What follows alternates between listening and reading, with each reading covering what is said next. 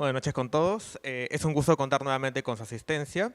En esta edición de los Jueves Culturales de ProLima continuaremos con la segunda parte de la Manzana del Correo de Lima, Historia y Restauración. La presente exposición se enmarca en los lineamientos establecidos por el Plan Maestro, el plan que lidera ProLima para la recuperación del centro histórico de la capital hacia los 500 años de su fundación. Esta presentación tiene como finalidad dar a conocer a la ciudadanía el proyecto de conservación y restauración integral del complejo patrimonial, Casa de Correos y Telégrafos, pieza fundamental de la Plaza Mayor, la cual es parte del proyecto especial Plaza de Armas. Esta intervención busca rehabilitar el complejo patrimonial para reintegrarlo a la dinámica urbana, cultural y social del centro histórico de Lima. Y lo lograremos a través de la restauración y el fortalecimiento de las entidades que actualmente la conforman. Estamos ubicados entre el Jirón Santa, Camaná, Jirón de la Unión y Conde de Superunda.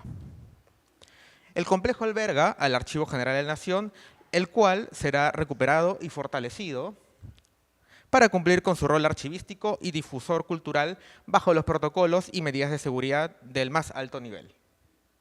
También se encuentra el Museo Postal Filatélico y la Casa de la Gastronomía Peruana del Ministerio de Cultura, ambos cerrados desde hace casi más de una década. Su reapertura no solo debe entenderse únicamente como la recuperación de espacios expositivos, sino como la reivindicación de su valor cultural e histórico dentro de la ciudad. Esta reivindicación cobra relevancia con el Museo Postal y Filatélico, por representar la memoria de la función postal telegráfica que dio origen al complejo.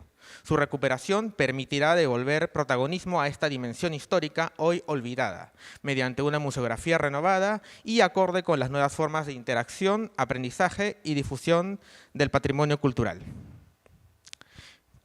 El proyecto integral contempla la independencia de los predios mediante accesos diferenciados y la integración de un futuro centro cultural gastronómico, concebido como un espacio complementario a las instituciones culturales existentes, tomando como principal articulador a una renovada Casa de la Gastronomía Peruana. Esta propuesta integral busca fortalecer la difusión del patrimonio cultural del país mediante espacios de difusión, investigación y educación y experiencia culinaria, integrando la gastronomía peruana como parte del relato cultural e histórico del conjunto.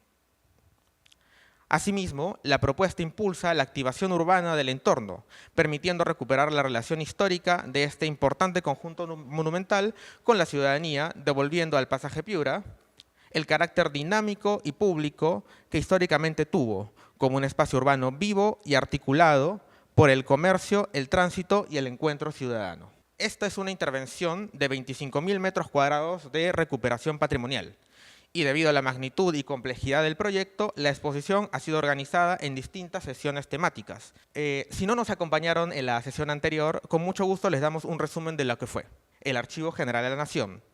Nuestra propuesta para la recuperación del Archivo General de la Nación.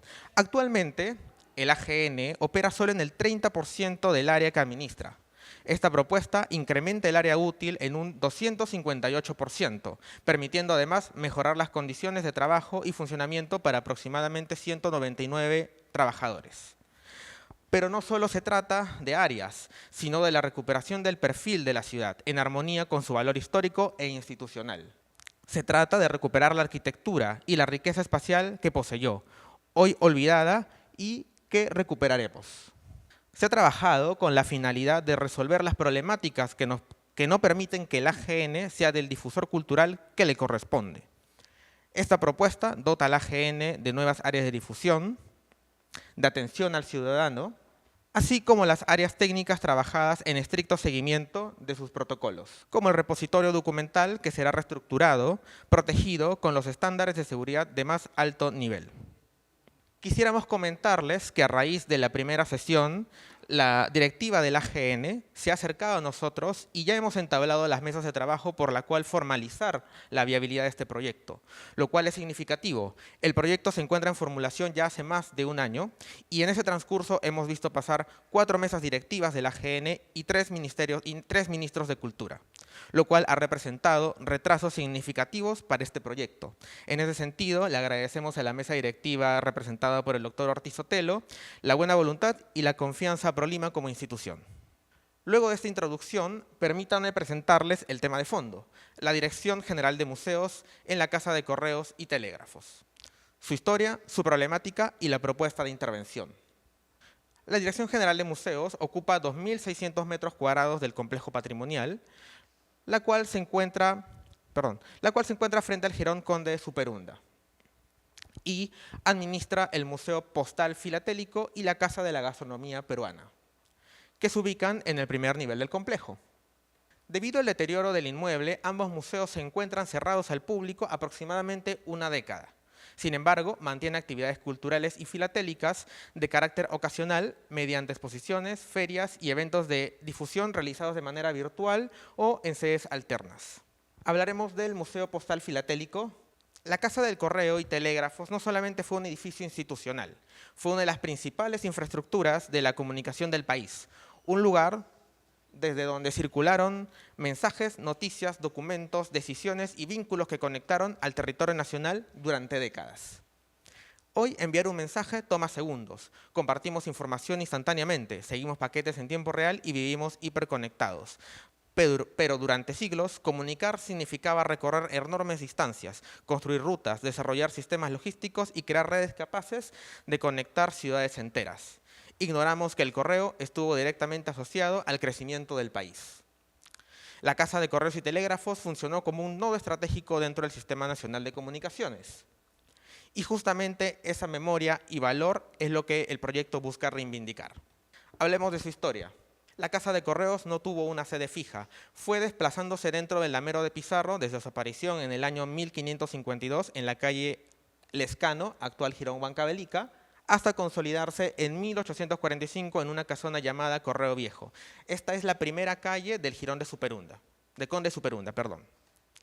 30 años después, en 1875, el inmueble resultó insuficiente para las nuevas demandas del servicio postal telégrafo.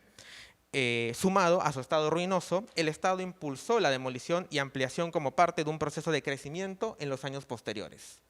Es por ello que en 1876 se aprueba la construcción de una nueva casa de correos a cargo de Emilio Pasos y Máximo Doig, en un momento clave de la modernización de Lima. Sin embargo, debido a la Guerra del Pacífico, se suspendieron los trabajos y se inaugurará 20 años después bajo la dirección de Eduardo de Brugada en el año 1897. Ahora veremos la evolución espacial y composición arquitectónica del predio. El inmueble presenta una planta trapezoidal, distribuida en 2 niveles y organizada en torno a 2 patios consecutivos. Estos patios articulan la distribución de los ambientes y permiten la correcta iluminación y ventilación del edificio. Existen 2 fases, diferenciadas por la interrupción de su construcción y fundamentalmente por los sistemas constructivos empleados en cada periodo. La fase 1 se localiza en el área posterior, el patio principal. Esta etapa corresponde a una construcción republicana del siglo XIX, basada en sistemas portantes de albañilería y estructuras de madera, desarrolladas con mano de obra artesanal y materiales disponibles localmente. Entre sus principales características destacan los muros de ladrillo macizo, las cornisas y pilastras conformadas por madera y caña recubiertas con yeso, así como las carpinterías de madera. Esta imagen corresponde al patio principal. Se aprecia la composición organizada mediante arquerías de medio punto en primer nivel y una serie regular de vanos, pilastras y cornisas en el segundo nivel. Sin embargo, el elemento que más destaca es la gran abertura metálica y vidriada que cubría todo el patio. Según nuestra documentación, en 1974, las coberturas del patio fueron retiradas para su mantenimiento y no se volvieron a colocar, encontrándose de momento perdidas. En esta imagen de la derecha se puede observar el estado actual y la evidente falta de este elemento. Seguimos con la segunda fase, que corresponde a la parte frontal del edificio y la incorporación de un sistema constructivo industrial, caracterizado por el uso de columnas de fierro forjado, entrepisos metálicos con perfiles en I y revoltones de ladrillo. Además, se introdujeron baldosas hidráulicas y carpinterías de fierro y cedro, evidenciando la modernización del edificio a finales del siglo XIX. Como parte de la composición interior, tenemos el hall del ingreso que conecta directamente con el primer patio. En este espacio se destacan las arquerías de medio punto apoyadas sobre robustos pilares, así como por galerías perimetrales del segundo nivel. protegidas por barandas de fierro forjado. Sin embargo, lo que más destaca es la claraboya conformada por una estructura metálica y superficies vidriadas que este proyecto recuperará. En esta fase es donde Eduardo de Brugada planteó la fachada principal al estilo Beaux-Arts, un estilo más sobrio y depurado, con una marcada composición simétrica, con machones almohadillados en el primer nivel y columnas pareadas en el nivel superior.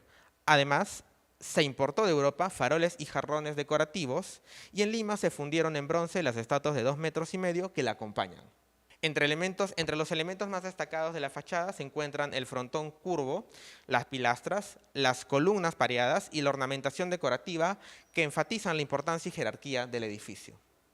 Dentro del predio destacamos 3 elementos representativos de la antigua casa de correos: el buzón antropomorfo para cartas del siglo XIX, la estatua de hierro fundido de la casa Osborne de París, que funciona como luminaria en el patio principal, y los fanales decorados con motivos florales influenciados por el Art Nouveau de finales del siglo XIX e inicios del siglo XX.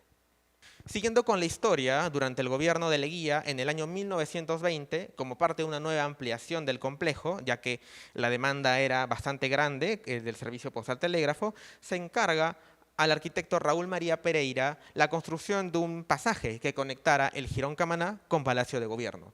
Este pasaje sería conocido como Pasaje El Carmen en su inauguración y luego sería rebautizado como el actual Pasaje Piura. Lo destacable de esta ampliación es el uso de un nuevo sistema estructural, es decir, el aporticado de concreto armado, lo cual marcó la transición hacia técnicas constructivas modernas. Este nuevo sistema constructivo permitió que la ampliación tenga un sótano. Este espacio funcionó como oficinas y almacenes de la antigua casa de correos. Es aquí donde encontramos también carpinterías metálicas plegables con cerrajería importada desde París.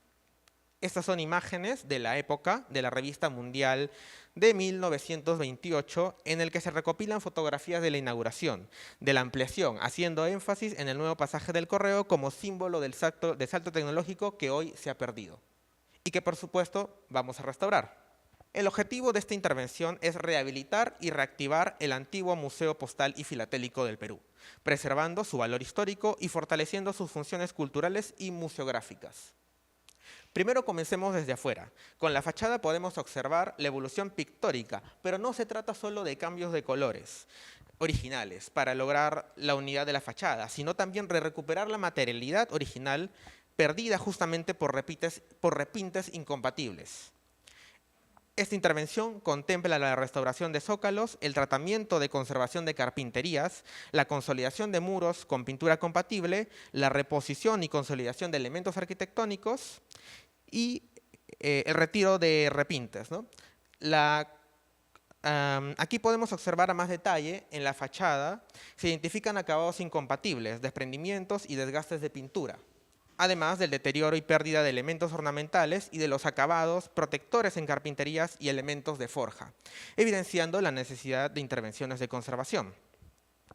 En ese sentido, se propone la integración cromática de la fachada, la consolidación de molduras, la reposición puntual de elementos ornamentales faltantes y la conservación de carpinterías para recuperar su imagen y valor patrimonial. La propuesta contempla la conservación de los elementos ornamentales de la fachada, como jarrones importados que mencioné al inicio, estatuas de bronce, pilastras pareadas, el escudo nacional, columnas neorrenacentistas y el reloj, ¿no? y el reloj que se encuentra en la parte superior de la fachada. Queremos comentarles además que hace unas semanas ProLima ha iniciado labores de mantenimiento sobre esta fachada. Se ha iniciado el proceso de decapado, por el cual se ha evidenciado la materialidad original. Podemos observar en la imagen superior izquierda los almohadillados revestidos de cal, arena y cuarzo. Este es un conglomerado, los cuales deben ser tratados y repintados con materiales compatibles, es decir, con pintura transpirable. Asimismo, podemos ver elementos forjados de bronce, estaño y plomo. Muchos de ellos se han perdido y serán restituidos. Aquí podemos ver en la reja principal, en el portón principal, esos elementos ornamentales que con el repinte se ha destacado que solamente queda uno y el otro va a ser nuevamente forjado y repuesto por ProLima.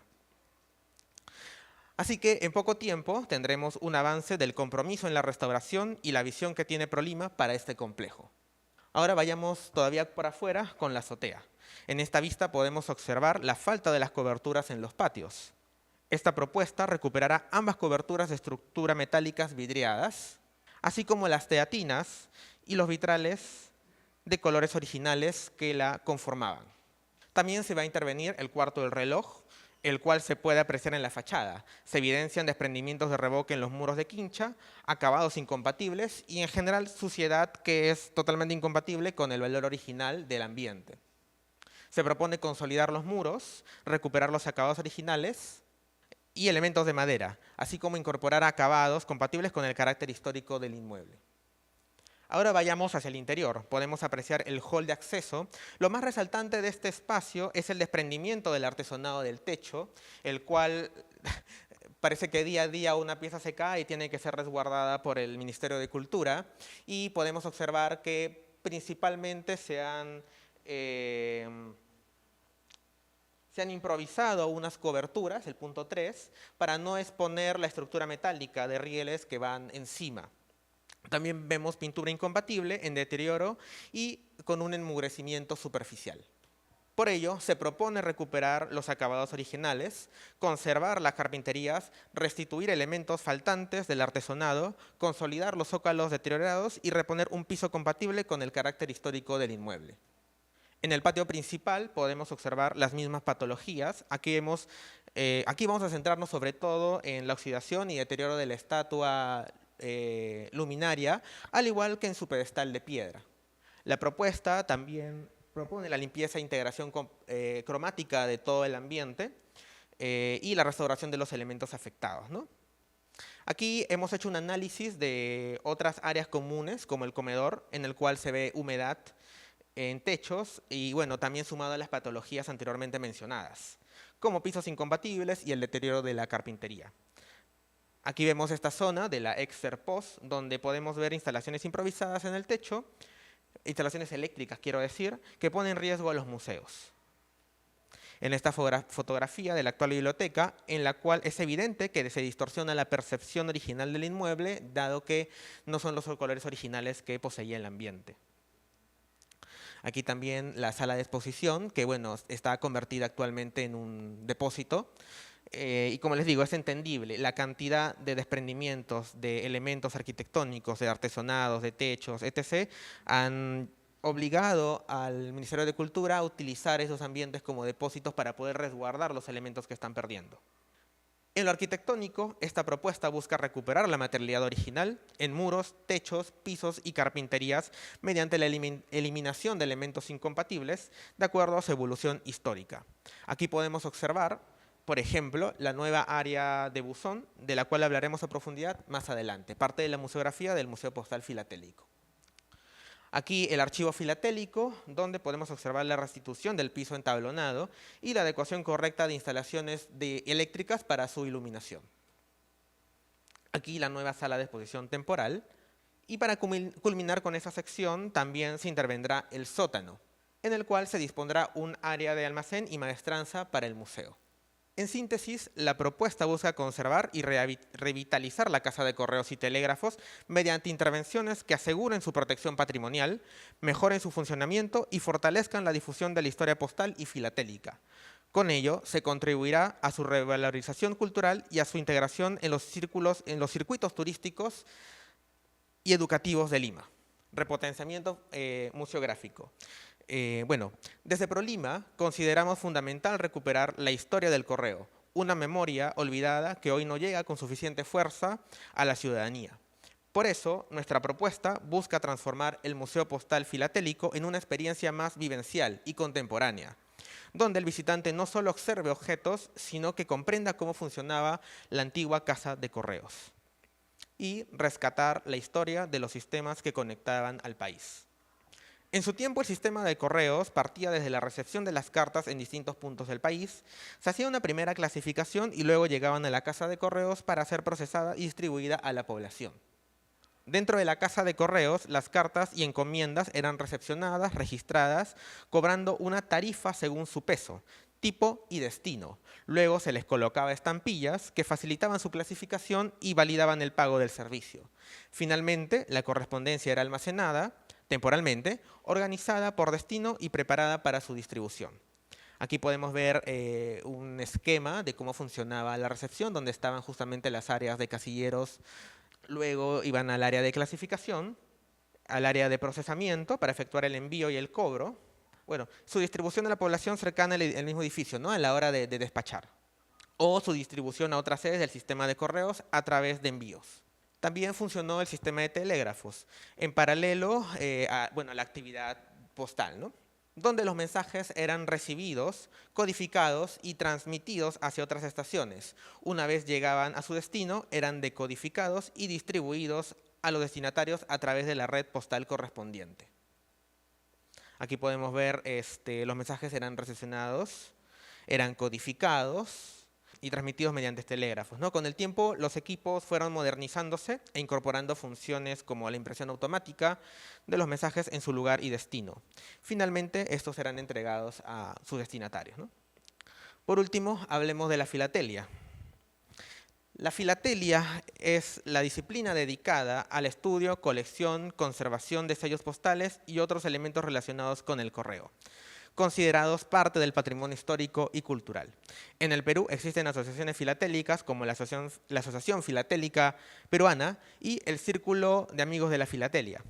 La filatelia puede considerarse un antecedente de los coleccionables actuales, como son los trading cards, los cuales tratan de tarjetas coleccionables, ya sean del sector deportivo o entretenimiento. En la imagen de la izquierda observamos la inauguración del canje filatélico en el hall de la Casa de Correos, mientras que a la derecha vemos una exposición de muestra de tarjetas deportivas. Ambas escenas reflejan una misma práctica, el intercambio y la valoración de objetos con significado cultural para sus comunidades. Entonces, la propuesta museográfica busca rescatar y difundir la historia de la Casa de Correos y Telégrafos mediante experiencias educativas e interactivas, asegurando además la conservación de su patrimonio. Para ello se organizará en 3 ejes temáticos: históricos, correos, telegrafía y filatelia, que en conjunto explican la evolución del sistema de comunicaciones en el país. Aquí podemos observar la planta del renovado Museo Postal Filatélico, enfocado en los 3 ejes temáticos, iniciando desde una recepción donde los visitantes serán inducidos, pudiendo recorrer el museo de manera lineal o acceder a distintos ambientes a través del patio articulador, que funcionará como un elemento que va a organizar el museo y así simbólicamente recorrer el viaje de una carta. Tenemos el primer espacio, que es la zona de recepción. El visitante será recibido por un mobiliario acorde al carácter histórico del inmueble. Luego accede a un espacio, aquí podemos ver la vista a detalle, donde cada visitante va a ser inducido y va a recibir una llave que lo llevará a las siguientes estaciones. A la estación de apartados. Vuele, por favor. La estación de apartados, propuesta para el primer patio, recrea los antiguos casilleros postales que funcionaban en ese sector, permitiendo comprender cómo se gestionaba y distribuía la correspondencia. Aquí podemos ver una foto histórica de su funcionamiento en el hall. Ahí podemos reconocer atrás las pilastras de este primer patio y también los arcos y las fanelas. Y es aquí donde cada visitante con una llave tiene que abrir un casillero en el cual encontrará una tarjeta con un rol, por el cual se pondrá en el papel de un político, un civil o un artista y deberá enviar una carta o telegrama, seguido de las indicaciones de cada uno de los ambientes que visitará. Por ejemplo, la estación de telégrafos inicia con una introducción a la historia de la telegrafía en el Perú, mediante una línea de tiempo. Luego presenta una muestra de máquinas, uniformes y maquetas y finaliza con 2 experiencias interactivas. Una para simular el envío y recepción de telegramas y otra para descifrar mensajes y noticias de la época. En la estación de certificados y despacho se desarrollan experiencias interactivas. El visitante puede redactar su propia carta en un espacio acondicionado para ello. Luego puede entregarle en una recepción recreada, inspirada en los antiguos espacios de atención postal. Y finalmente se presenta una exhibición equipos utilizados en el funcionamiento del sistema de correos. Esta estación también posee una zona de introducción a la importancia de la Casa de Correos y Telégrafos y de las cartas y postales dentro del sistema postal. Y un cierre donde el recorrido culmina con una recreación a escala real de la sección de certificados, mostrando las labores de recepción y entrega de correspondencia. En la estación de certificados y despacho se desarrollarán experiencias interactivas. El visitante puede redactar su propia carta y, como les digo, es un espacio de interpretación de cómo funcionó en líneas generales el despacho y la distribución. Aquí tenemos el espacio del archivo filatélico.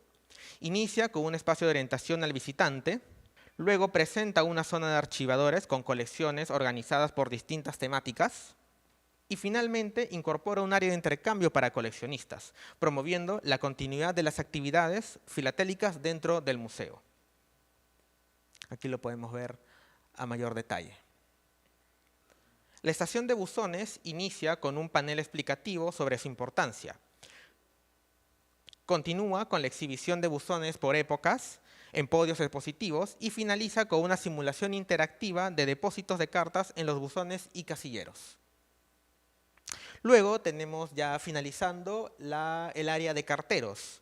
Inicia con una exposición de carteros y vehículos postales, continúa con la presentación de una carreta a escala y maquetas de las labores de distribución.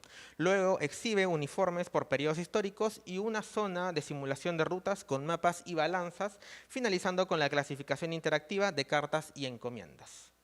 Igualmente, se hace la recuperación del patio central de acuerdo a cómo era su configuración original histórica.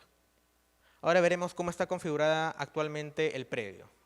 En la imagen se identifica en color rojo el predio original del año 1897 y cómo se fue expandiendo hacia su máximo apogeo en el año 1921. Naturalmente, con el paso del tiempo y el cambio del servicio postal como lo conocemos, el servicio quedó relegado a su ubicación primigenia hasta la actualidad, que es donde se encuentra actualmente el Museo Postal Filatélico, ¿no?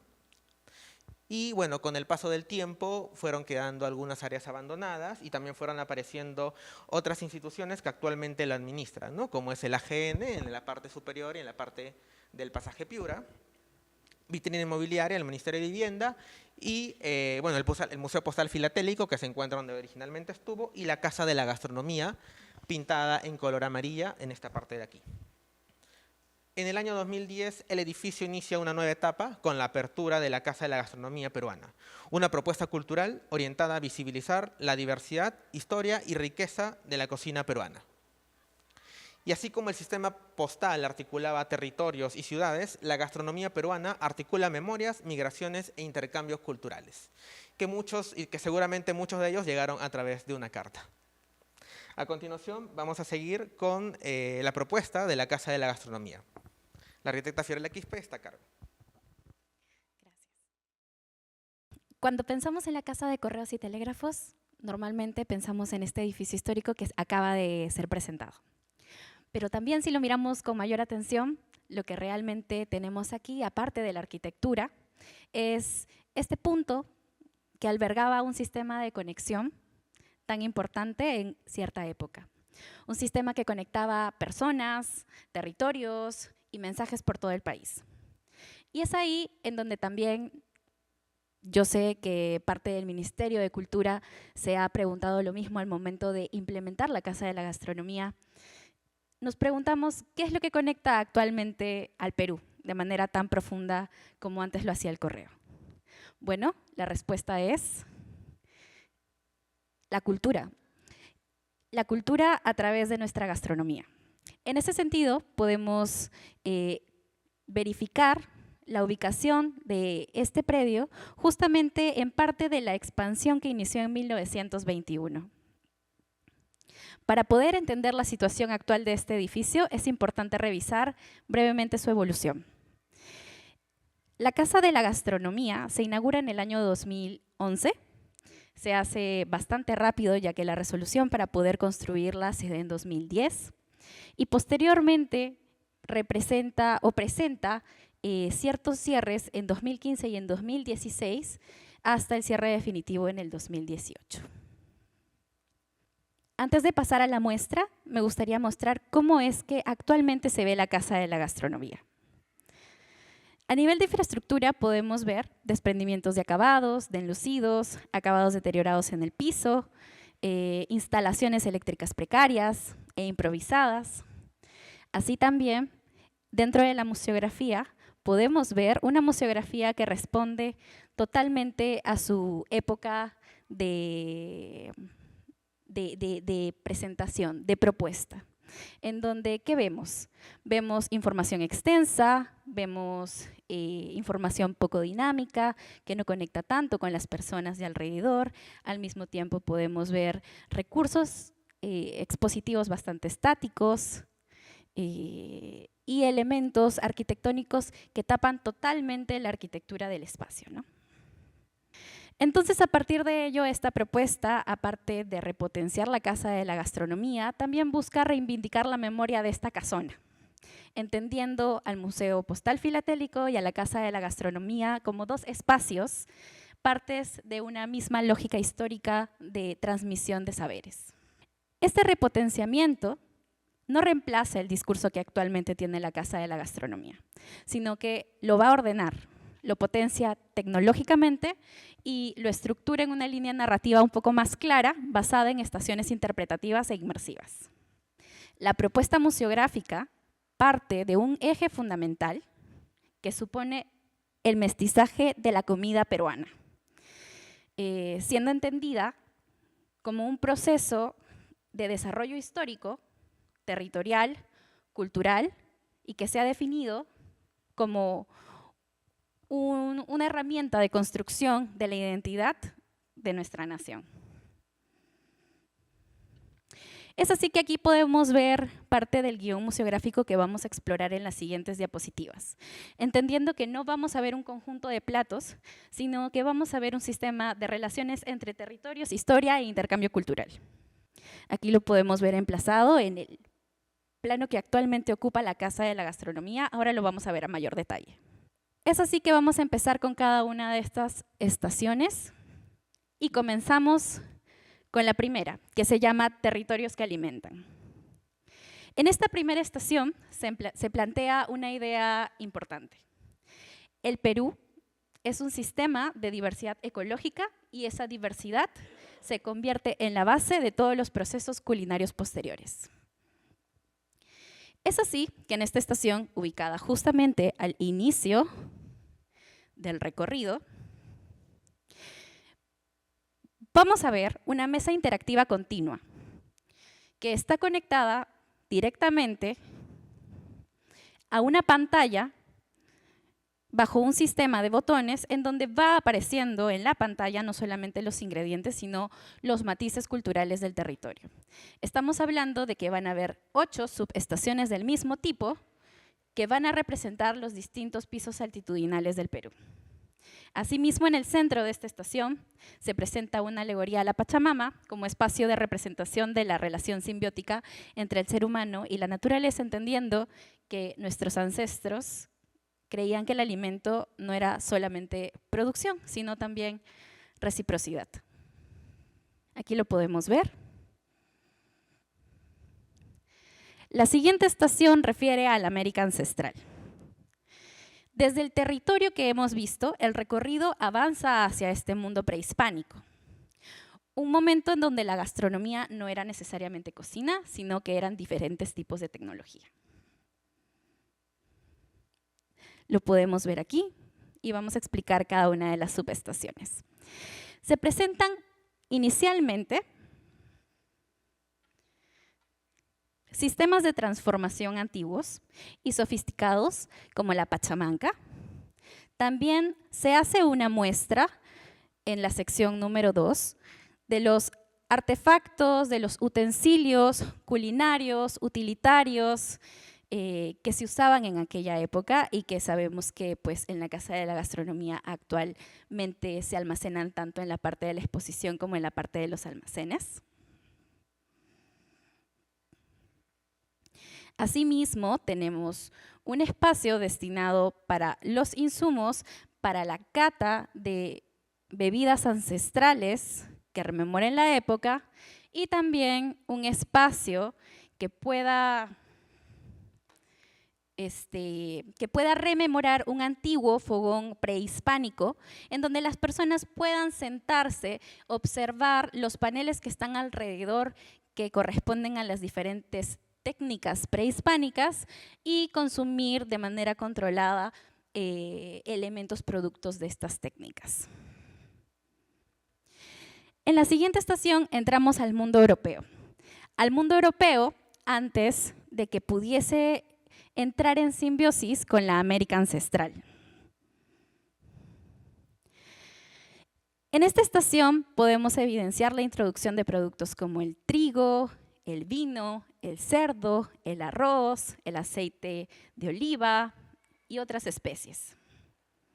Lo que queremos explicar aquí es que los alimentos que llegan o la gastronomía que llega a nosotros es parte también de un tejido de mestizaje aparte. Es así que se mostraría en un inicio un mapa del sector ibérico mostrando cuáles son aquellos platos y la ubicación de dónde venían que llegaron al Perú antes de transformarse. Por ejemplo, tenemos el iscabej, si es que así se pronuncia, disculparán, que es como un español muy antiguo combinado con lengua morisca, que partía de Andalucía y que aquí en Perú, con los insumos peruanos, se transformó en el escabeche. Asimismo, también había o existía en estas épocas un manjar blanco medieval que era como una especie de sopa de leche con pan, que le echaban pan cortado y también le echaban carne de cerdo. Aquí eso se transformó a ají de gallina, combinándolo con el ají peruano y también incorporándole el pollo. Entonces, es así que en esta primera estación vemos primero un mapa con la ubicación de los platos antiguos y de dónde vinieron antes de transformarse, y en la segunda estación vamos a ver información sobre insumos, técnicas y más información sobre los platos. Asimismo, en la tercera subestación vamos a ver el proceso de mestizaje que también influenció directamente a los hispanos antes de su llegada aquí. Por ejemplo, ellos pues tuvieron presencia de elementos gastronómicos y culinarios moriscos, fenicios, romanos, visigodos, etc. Toda esa transformación y la influencia del mar Mediterráneo cerca a sus áreas desencadenó el producto culinario que llegó en 1492 a las costas peruanas. Perdón, a las costas americanas y peruanas. Ahí se puede ver con mayor detalle. Pasamos a la mesa virreinal. ¿Qué tenemos en la mesa virreinal? Aquí no solamente es un espacio de alimentación inmersiva, sino también un espacio de representación social y política. En este espacio de sinergia de ambas culturas, hemos podido representar dos mesas, una llamada la mesa del poder y otra llamada la mesa de la cotidianeidad del pueblo. Y en la siguiente estación que vamos a ver hay otra mesa más que es la mesa oculta, pero no nos pasemos hasta por allá. En la mesa del poder vamos a ver aquellos elementos o aquellos insumos que que degustaban, que probaban las personas en los altos cargos, los gobernadores, los religiosos también, que tenían sobre todo esta influencia de mayor presencia hispana. Por ejemplo, nosotros podemos ver que en este caso ellos comían pucheros virreinales, que eran como unos sancochados anteriores, o adobos de cerdo en vinagre y especias, guisos de ave con especias, vino, arroz con carne, almendras, etc. En cambio, en la mesa de la cotidianeidad o del pueblo, podemos ver alimentos que tenían mayor influencia autóctona, americana. Pero antes de llegar ahí, también podemos ver en una de las subestaciones una pintura de 1680 que representa la Plaza de Armas como espacio de intercambio de elementos culinarios. Y también en la estación número 3, la presencia de postres virreinales, conventuales.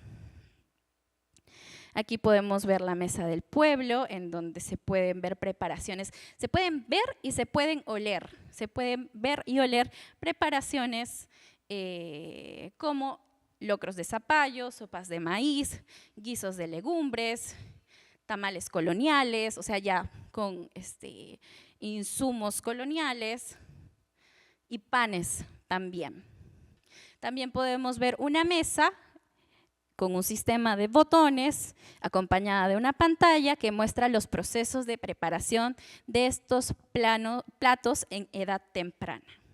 Como habíamos mencionado, también acompaña a este sector virreinal la influencia africana, porque con los españoles también llegó influencia de ese lugar.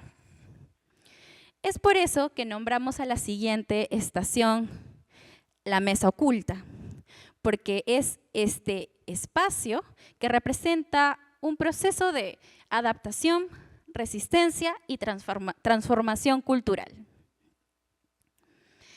Aquí, ¿qué podemos ver? Bueno, podemos ver en un inicio, en esta mesa central, los platos representativos que fueron de influencia africana. ¿Por qué? Porque aunque los africanos no pudieron traer muchos insumos desde donde vinieron, por la calidad en la que vinieron, ellos aprovecharon al máximo todos los insumos que existían aquí e hicieron uso de aquellos que tenían mayor carácter de duración, de durabilidad. Entonces es así que en esta mesita podemos ver anticuchos, que antiguamente era preparado con las sobras de la vaca, chanfainita, entre otros potajes que incluían vísceras. Ya explicando un poco más esta gastronomía, en la estación número 2 podemos ver la presencia de los insumos que ellos usaban. Llámese, por ejemplo, la papa seca por su cualidad de conservación duradera, las menudencias, las vísceras, utilizaban yuca, utilizaban ajipanca y mezclaban todo esto con las técnicas que iban conociendo o que conocían como el aparrillado, ¿no? Las frituras. Aquí podemos ver pues, uno de estos paneles que se encontraría en estos museos y una representación de una mesa de barro que representa esta cocina colectiva. Ahí se puede ver mucho mejor. Saliendo de la época virreinal, pasamos a las calles de la República. En este espacio central nos encontramos tres elementos. Una gran pantalla que muestra vivencias y espacios o escenas de la República temprana y también pantallas pequeñas o un poco más pequeñas que pueden ser usadas por cada uno de los visitantes para ver y escuchar cómo es que los diferentes pregoneros trabajaban o ejecutaban sus escenificaciones. Se puede ver aquí, también hay espacios para poder sentarse y ver estas diferentes escenas.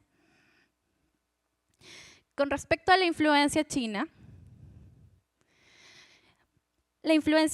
bueno, no solamente introduce los ingredientes que creo que muchos conocemos, sino también nuevas técnicas de cocción. En la primera subestación presentamos una pantalla introductoria que explica el proceso de llegada de la migración china.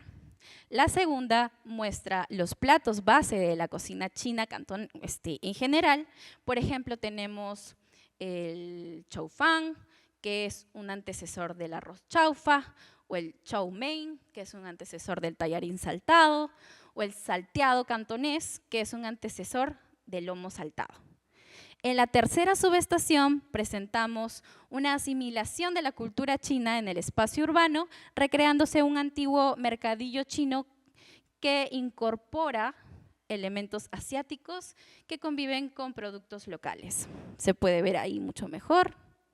En la siguiente subestación se muestra una fonda típica china en donde se empezaron a ejecutar las diferentes técnicas que trajeron, como es el caso de la técnica del wok, estas frituras de alto fuego, entre otras.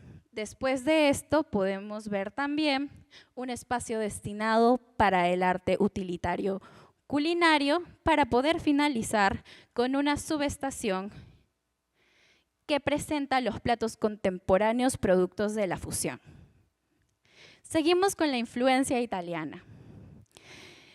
En la influencia italiana igualmente tenemos en un inicio una pantalla o panel de presentación de cómo fue el proceso de migración de los italianos para posteriormente pasar a un espacio que muestra los diferentes platos originales que ellos traen junto con cosas representativas e insumos en donde se consolida sobre todo la presencia de los tomates que ya habían venido desde España, pero se usa aún más. Se presentan salsas mucho más específicas, se consolida la presencia del aceite de oliva, entre otros.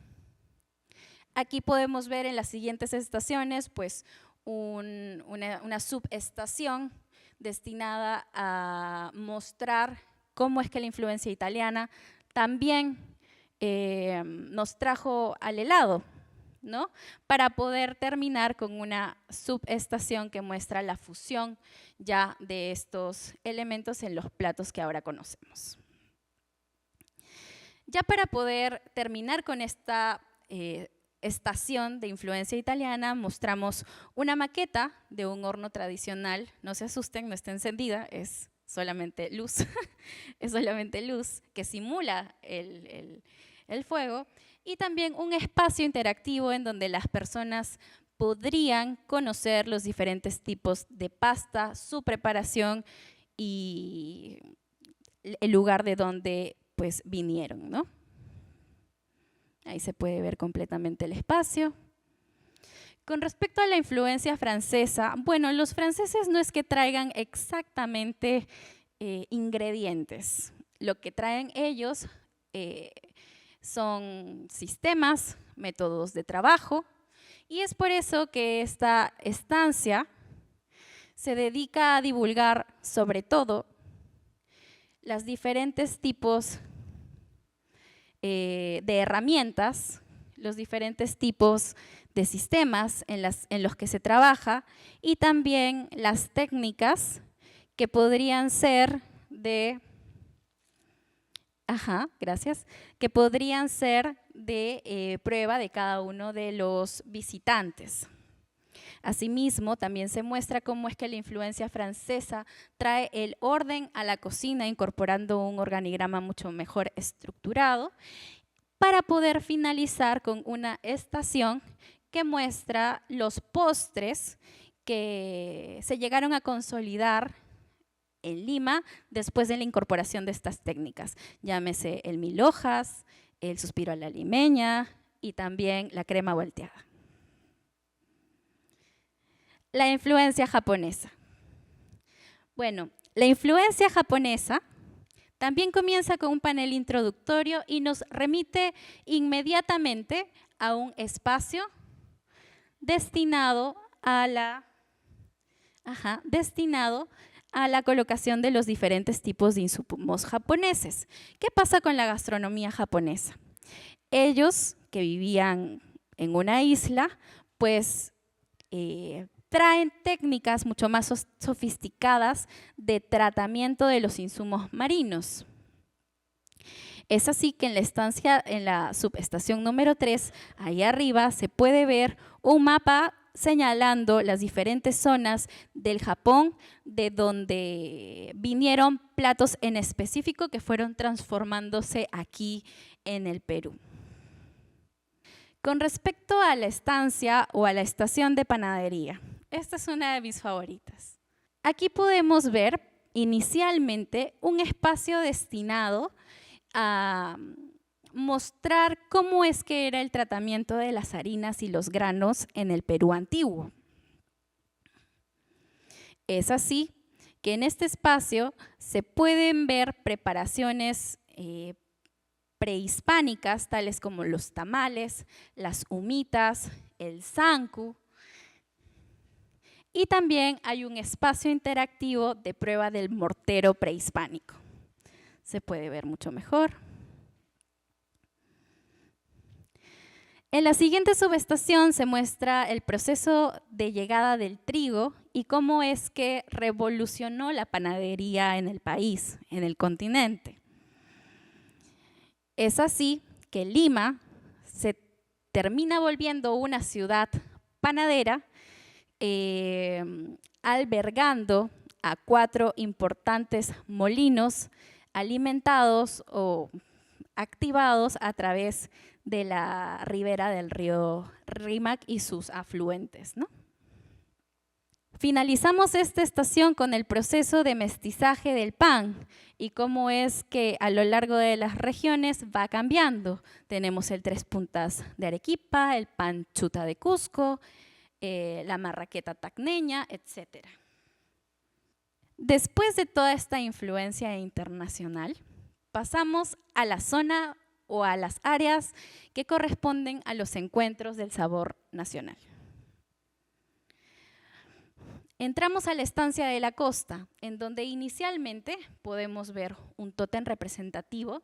En este caso es un caballito de totora que justamente emula estas actividades comerciales que propician el alimento fresco en las costas. Después de ello vamos a tener estos módulos circulares y semicirculares que van a mostrar 4 técnicas específicas de cada región. Por ejemplo, en este caso tenemos la técnica del macerado, es por eso que se puede ver el ceviche ahí, con los insumos respectivos y que expliquen parte de su historia y su preparación. Asimismo, las demás estaciones tendrían pues otros tipos de técnicas, por ejemplo, el hervido, en donde mostraríamos esas sopas o esos caldos de la costa, después los salteados, donde mostraríamos pues justamente los tallarines saltados, los chaufas.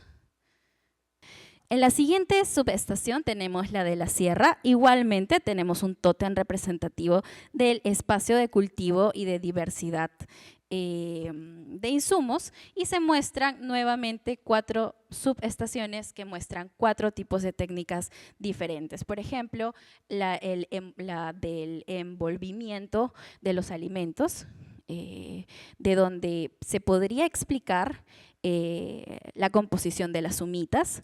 Después también tenemos la técnica del hervido, en donde se pueden mostrar los diferentes tipos de caldos de la sierra, entre otros. Para finalizar esta estación museográfica tenemos la subestación de la selva, que recorre justamente esa misma lógica, iniciando con un tótem representativo y espacios que permiten ver a gran escala los platos más emblemáticos junto con sus técnicas y sus composiciones. En este caso tenemos el Juane, ¿no? Es así que el sabor peruano ha ido proyectándose, evolucionando y conquistando más allá del territorio nacional. Es por eso que en esta subestación, ubicada en un túnel que se está creando dentro de la Casa de la Gastronomía, tiene 3 sectores. El primero es un sector puramente sensorial que permite escuchar y olfatear diferentes tipos de sabores y olores de la gastronomía. El siguiente espacio corresponde a un gran panel que muestra la ubicación de los diferentes restaurantes peruanos a lo largo del Perú, mostrando así cómo es que el Perú se está consolidando como un conquistador gastronómico. Para poder finalizar esta estación de la proyección y la conquista del sabor peruano, se muestra un pequeño cuarto de la fama de nuestros chefs más emblemáticos con los premios que ha ganado cada uno.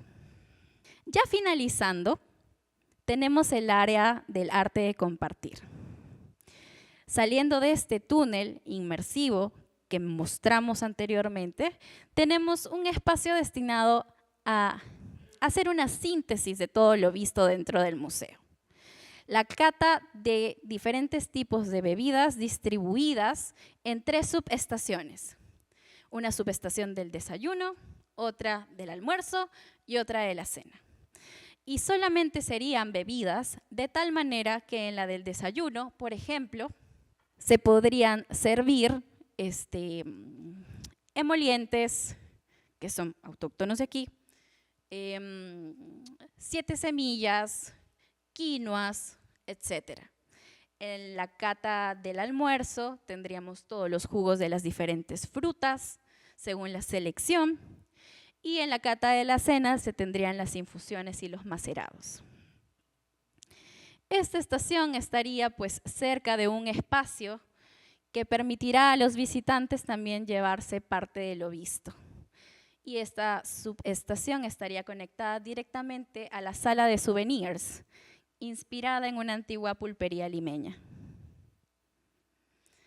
Es así como se culminaría pues el recorrido de la Casa de la Gastronomía en este repotenciamiento museográfico que propone ProLima. La Casa de Correos y Telégrafos se encuentra en una condición de alta vulnerabilidad, producto del abandono, las deficiencias estructurales, intervenciones incompatibles y usos que no responden plenamente a su valor patrimonial. Frente a ello, la inacción sostenida en el tiempo representa mayor riesgo para su conservación. Esta propuesta restaura en su integridad a los museos, sin embargo, no buscamos únicamente recuperar áreas, sino restituir el valor integral del complejo patrimonial, su arquitectura, su función urbana, su memoria histórica y su rol cultural al servicio de la ciudadanía, mediante una museografía renovada y acorde con las nuevas formas de interacción, aprendizaje, difusión del patrimonio cultural.